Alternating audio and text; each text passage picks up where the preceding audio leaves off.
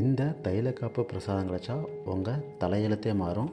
அப்படி ஒரு வாய்ப்பு வந்திருக்கு, மிஸ் பண்ணிடாதீங்க. சென்னை திருவெற்றியூர் ஆதிபுரீஸ்வரர் கோயிலில் சிவன் புற்று வடிவ லிங்கமாக இருக்கிறார்.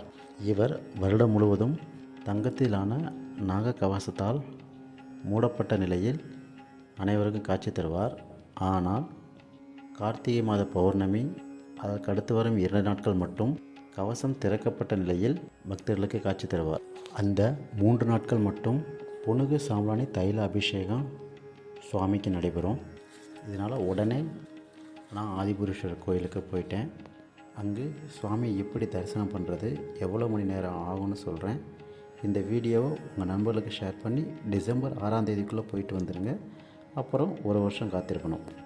முதல் நாள் என்பதால் சுவாமியை பார்க்க கூட்டம் அதிகமாக இருக்கிறதுனால மதியம் 1 மணிக்கே நான் அங்கே போயாச்சு. கொஞ்சம் கொஞ்சமாக கூட்டம் அதிகரிச்சிச்சு. கூட்டத்தை கட்டுப்படுத்த அங்கே போலீஸ் நிறையா வந்திருந்தாங்க. சரியாக மாலை 6 மணிக்கு மேலே கோவில் கதவு திறக்கப்பட்டுச்சு. சுவாமியை பார்க்க ஆர்வத்தில் எல்லாருமே ஓடினோம். ஆனால் அங்கேயும் 1 மணி நேரம் வெயிட் பண்ணி சாமியை பார்க்க முடிந்தது. இங்கே வடிவுடைய அம்மாவை தரிசனம் பண்ணிவிட்டு சிவனுக்கு அபிஷேகம் செய்யப்பட்ட தைலக்காப்பு பிரசாதத்தை ரூபாய் 20க்கு வாங்கினோம். இதுக்கப்புறம் தான் மெயின் சம்பவமே நடந்துச்சு. அந்த வீடியோவை நீங்களே பாருங்கள். தைலக்காப்பு தரிசனம் பார்ப்பதால் நீண்ட ஆயுள், உக்கிர பாக்கியம், முக்தி கிடைக்கும்.